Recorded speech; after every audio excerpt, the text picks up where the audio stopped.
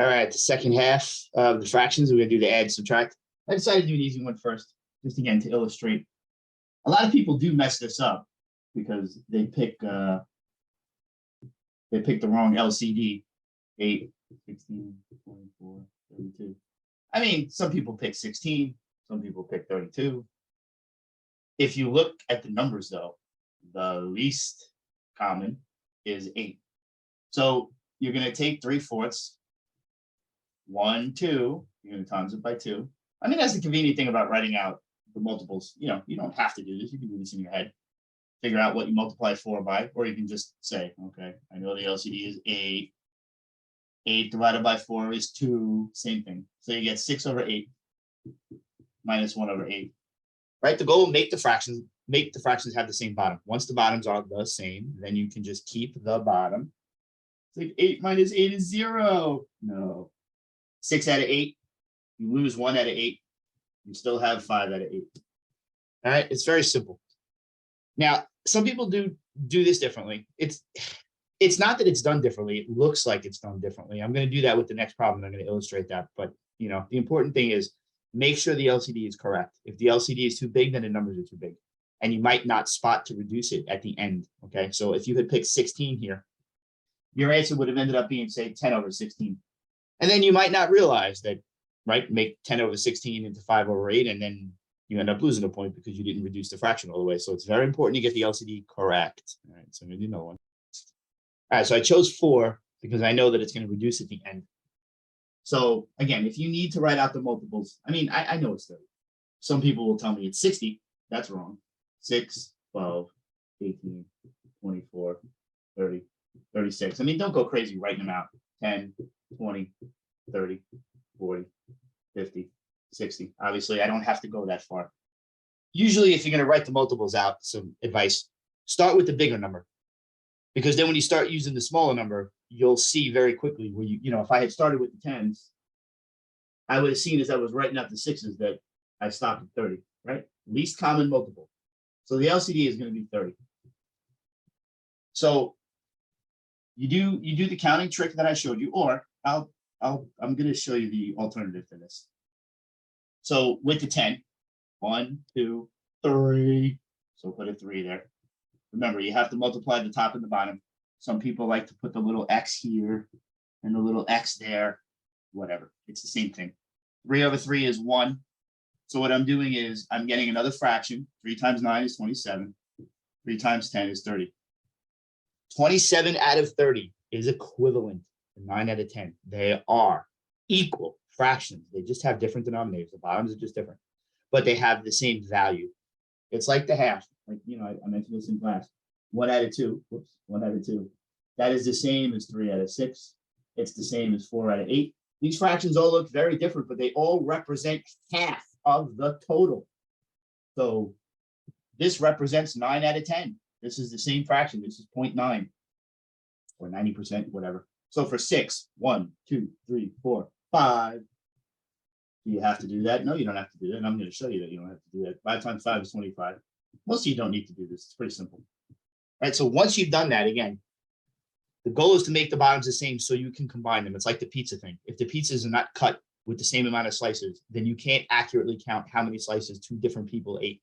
If my pie was cut into 8 and your pie was cut into 6, and you say, oh, we ate 3 slices altogether. How? Your slice isn't the same as my slice, so that doesn't make sense. Now we both have 30 there. So you just keep that bottom. You do 27, take away 25, which is 2. Now they're both even. So yes, you can write 15 times 2, but if they're both even, just cut them in half. Half of 2 is 1. Half of 30 is 15. This works for any fraction, no matter what it is. I mean, if you had 24/30, half of 24 is 12. Half of 30 is 15.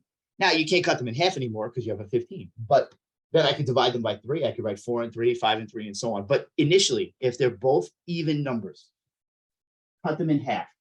This is a very fast, easy. I do this all the time. If I see that the number on the top and the bottom are both even, I just cut them in half. Now, what some people will do is this, and I don't have a problem with this. Well, I'll show you the problem I have with it.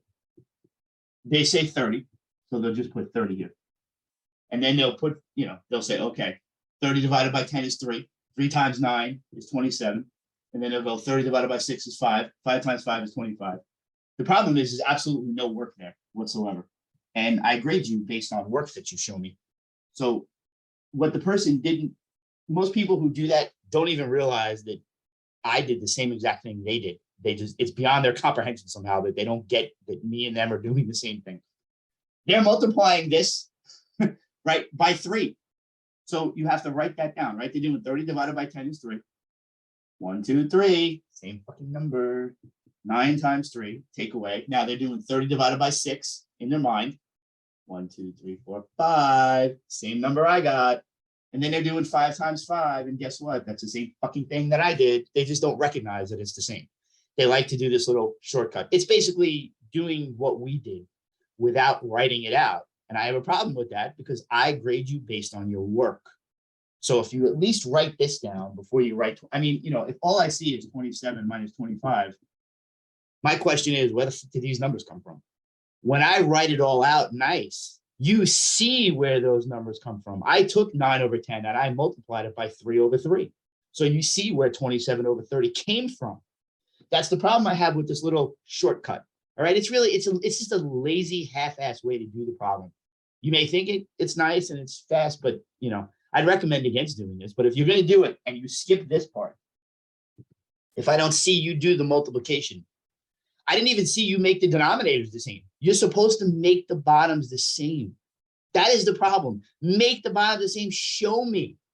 You don't have to do much. Just show me that you did the damn work.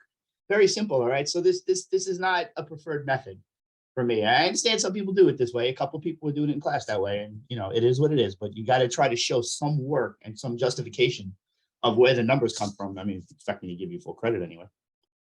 All right. So 6th problem. They get a little redundant after a while because it's the same thing over and over again. It's very repetitive. So again, I'm going to write out some multiples of 10. As I said in the previous example at work, you should start with the bigger number first. Then just start doing 4 plus 4 plus 4 plus 4 plus 4. Whoops, I can stop now. It's kind of obvious looking at these that it's 20. So if you're able to tell by looking, that is fantastic. So again, I want to take each fraction and write it as a fraction where the bottom is 20. So for 10, 1, 2. I'm going to multiply this fraction by 2 over 2, which gives it a 20 on the bottom. 2 times 7 is 14. These are equal fractions. They're equivalent. 3/4. 1, 2, 3, 4, 5. I need to times it by 5 to make the 20 on the bottom. 3 times 5 on the top. Now, there's a reason I chose this example. You're not expecting to get negative numbers here, but you know, this is what happened as an example, and this is fine. They have the same bottom, so you keep the bottom and you subtract the tops. But when you do that, when you have 14 take away 15, you get a -1. Who cares? No big deal. So, but the point is, you can absolutely get a negative. You know, if you're taking away more than you had, you took away 15, you only had 14, so you get a negative. So don't think that it's wrong because you got a negative. Like, you can never get a negative. You can. You could also get numbers bigger on top, which again, that's why they call it improper. It doesn't make sense to have the number on top being larger because it's a fraction. It's part out of a whole. So, but it is what it is. It works out that way sometimes. I'll do one where the top is bigger and that'll be the last one. All right, I realized I wanted to do one where the answer comes out with the top higher. So at the end of this problem, I'm going to switch this to a plus and then do that. So you can see it doesn't matter if the top is bigger. So these can be pretty big numbers. And again, is it obvious to someone who's, you know, really good with numbers in their head what the LCD is? Yes, I'm sure a lot of people looking instantaneously knew what it was. But you can write them out. Now, be careful with 15, right? You're just adding 15. Plus 15, plus 15, right? 60, 75, 90. Oh, it's 90. Let's see, 9. 9 plus 9. I mean, you should know your times tables, right? Oh, there we go. 45. So our LCD is 45. And then you can write it somewhere. You don't have to. If you do this, it's pretty damn obvious that you know it's 45. All right, so now, same game I did before. I need to multiply the 9. So 1, 2, 3, 4, 5. Again, I think every freaking example I've done so far, it's always been 5. 5 times 8 is 40. 5 times 9 is 45, right? Equivalent fraction. 15, 1, 2, 3. So you got to hit this with a 3 to get your 45. And then you're going to do 2 times 3, which is 6. Now, when you subtract them, you get, right, the correct answer is supposed to be 34 over 45. But I said I wanted to do one where the top turned out to be bigger. So I'm going to just cheat and make this a plus. Pretend it was plus. So then you would have 46 over 45, right? That's improper. You cannot take 46 out of 45 things. It's complete fucking nonsense. How do you take more than what was there? That's why this fraction is greater than 1. That's why you would write 1 and 1/45. You don't do that in my class. You don't do this ever. Mixed numbers are garbage. Write mixed numbers. Mixed numbers are useless. So you if you ever get the top bigger, you leave it like that. That's why I mean, I wanted to do a different one, but I like the numbers here. So that's why I picked this one instead. So, but it is irrelevant if the top is bigger than the bottom. You leave it alone. Now, if you can reduce it, you reduce it. You know, if I had something like, I don't know, 40 over 12, I'd reduce that, right? Cut this in half, you get 20. Cut this in half, you get 6. Cut them in half again. There you get 10. There you get 3. And you would get 10/3 and you leave it alone. Like, you know, hypothetically, if you got something, who cares if the top is bigger? I don't want to write 3 1/3. Don't do this. And don't write it as a decimal either. 3.333. Don't do this. Doesn't matter. No decimals, no mixed numbers. Improper fraction, who cares? Now, that's not the correct answer. Just so you have the right answer. It was 34 over 45. Now, the numbers are a little big. You might not, you say, well, how do I know that if it reduces? I know that 45 is 9 and 5. Now, 34 can only be written as 17 times 2. How do I know that? It's even. You try to cut it in half, right? I mean, this is what you do. Well, you could ask me and I'll tell you what it is. So 17 does not go into 9 or 5, and 2 does not go into 9 or 5. So I know this doesn't reduce, right? I mean, the numbers look big and you're not sure if you can reduce it. Use the trick from the multiplication and division where you just break the numbers down as a product of smaller numbers, and then you can see that it doesn't reduce, all right? So this is what I want to see. You don't necessarily have to write the multiples out. If you don't need to write them, don't write them. I am absolutely 100% looking for this.